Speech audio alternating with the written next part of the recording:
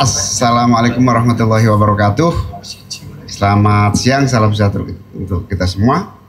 Teman-teman jurnalis, wartawan yang saya hormati, alhamdulillah pagi hari ini saya memimpin rapat koordinasi bersama Menteri Agama, Menteri PU, Menteri Sekretaris Negara, Wakil Menteri Sekretaris Negara, juga ada Dirjen Anggaran dari Kementerian Keuangan. Fokus pembicaraan kita hari ini adalah menindaklanjuti perhatian dan perintah Presiden akan kerawanan-kerawanan yang terjadi di gedung dan bangunan pesantren-pesantren di Indonesia, sekaligus mengantisipasi agar para siswa santri yang sedang belajar di berbagai pesantren di seluruh Indonesia ini mendapatkan kenyamanan, keamanan, dan proses pembelajaran tetap berlangsung. Maka kami melakukan rapat koordinasi hari ini mengambil kesimpulan pertama, Menteri Pekerjaan Umum akan melanjutkan proses audit dan pendampingan pesantren-pesantren yang rawan, terutama ancaman ketidaknyamanan belajar karena keamanan gedung. Selain audit, akan dibantu proses perizinan yang harus diurus dengan berbagai mekanisme yang akan lebih disempurnakan. Yang ketiga, bahkan Menteri PU dan jajaran siap melatih, menambah skill para santri yang usia minimum 18 tahun, Pak Menteri, untuk menjadi tambahan ilmu pengetahuan dan vokasi pada bukan hanya santri. Untuk pesantren kita lebih komprehensif lagi, juga bersama Menteri Agama melakukan penelaahan, penelusuran, dan juga menertibkan pesantren-pesantren agar sesuai dengan undang-undang dan aturan-aturan yang ada.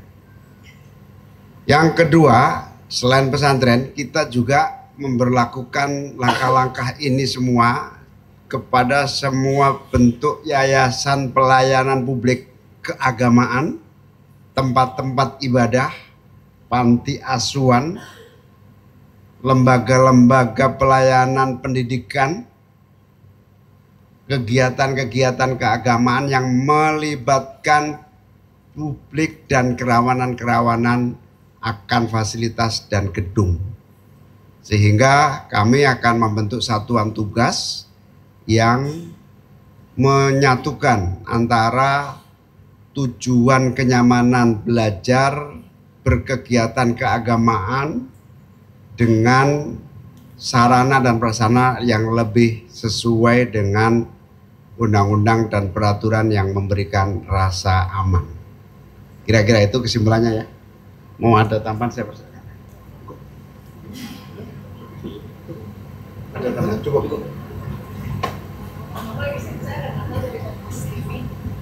Bapak-bapak izin selamat pagi. Saya Renata dari Kompas TV. Pertanyaannya mungkin penegasan aja Bapak-bapak dalam rapat ini. Berarti apakah sudah ditentukan mungkin untuk bantuan untuk Ponpes Al Hozini itu sekarang bagaimana? Apakah memang nantinya akan menggunakan APBN atau seperti apa? Itu yang pertama. Lalu yang kedua, tadi kan sempat disebutkan juga nanti akan ada perbantuan-perbantuan juga ya untuk pondok pesantren lain yang mungkin bangunannya yang mau diperhatikan gitu. Kira-kira kalau dari Menteri PU dan Menteri Agama, Bapak-bapak, apakah sudah ada angka pastinya itu berapa kira-kira targetnya yang mau dibantu berapa pesantren, kemudian di daerah mana saja, dan nanti ini mungkin Pak Dirjen juga bisa jelaskan ini akan menggunakan anggaran apa untuk perbantuan tersebut.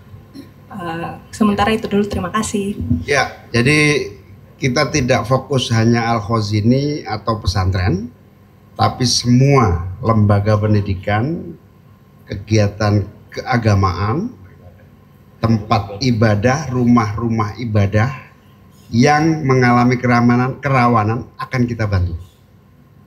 Jumlahnya untuk pesantren baru sekitar 80 yang sedang proses audit. Tambah. Jadi tadi disampaikan juga dari Pak Mensesnek tadi, karena ada kerawanan tadi itu, terutama untuk ponpes dan tempat ibadah, tadi Pak Menteri Agama juga menambahkan. Jadi mungkin 80 dalam batch 1 nanti kita akan perbanyak secepatnya, sehingga harapan kita semua adalah kejadian di Sidoarjo kemarin itu yang pertama dan yang terakhir, kira-kira gitu. Yang tadi ada bimbingan untuk teman-teman itu, berarti mereka setelah mendapatkan pendidikan, apakah mereka bisa langsung ke konstruksi atau sebenarnya seperti apa? Ya, pelatihan itu adalah pelatihan dasar. Nanti kita sertifikasi. Harapan kami sih semacam vokasi lah ya. Kalau memang mereka nanti ke depan tertarik berada di bidang konstruksi, ya monggo saja. Paling nggak mereka di awal sudah mendapat pelatihan awal lah yang bersertifikat. Gitu. Makanya kemudian ada minimum usia 18 tahun, kira-kira gitu. Oh, anggaran untuk renov belum kita sampaikan karena kan yang kita nggak fokus di, memang tidak fokus di kos ini, kita fokus di tempat lain. Jadi belum kita sampaikan tadi adalah anggaran untuk mereview 80 sampling pertama yang batch 1 tadi itu sekitar 25 miliaran. Kemudian untuk training tadi itu untuk 25.000 santri di 10 provinsi sampling itu sekitar 7 miliar sih, nggak terlalu mahal lah itu gitu. Ya. Jadi di kita masih ada dana yang belum terpakai, nanti kita pakai dari situ. Ada izin dari Kementerian Keuangan untuk buka bintang masih. Ya. Oke, karena Jumat, terima kasih. Satu lagi, boleh. Saya Desi dari CNN. Banyak kriteria yang dipakai sebagai acuan untuk pemerintah menentukan mana yang layak untuk mendapatkan bantuan. Itu seperti apa? Audit aja, teknis PU. Dari hasil asesmen nanti Mbak, nanti kan mana yang kira-kira rawan untuk para murid itu berkegiatan di situ, sebentar lagi ambruk dan segala macam, kan bisa tahu dari proses audit. Jadi kita audit dulu yang utama. Diutamakan sih di tempat-tempat yang sudah tadi itu yang santinya lebih dari 1.000, kemudian sudah penggunaan gedung yang sudah berumur lebih dari 10 tahun, dan ada bangunan gedung yang bertingkat lebih dari 2 tingkat yang lebih kita utamakan. Sampai tadi secara bertahap, secara keseluruhan juga kita akan audit Pak.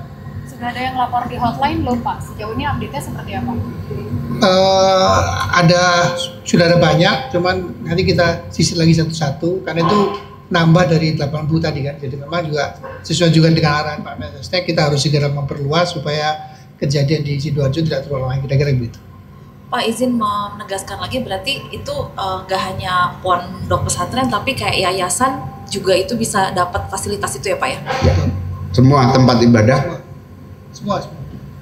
Dari Pak Luki mungkin bisa ditambahin Pak, dari sisi anggarannya lebih spesifik. Nanti aja wawancara khusus ya. Terima kasih semuanya. Assalamualaikum warahmatullahi wabarakatuh.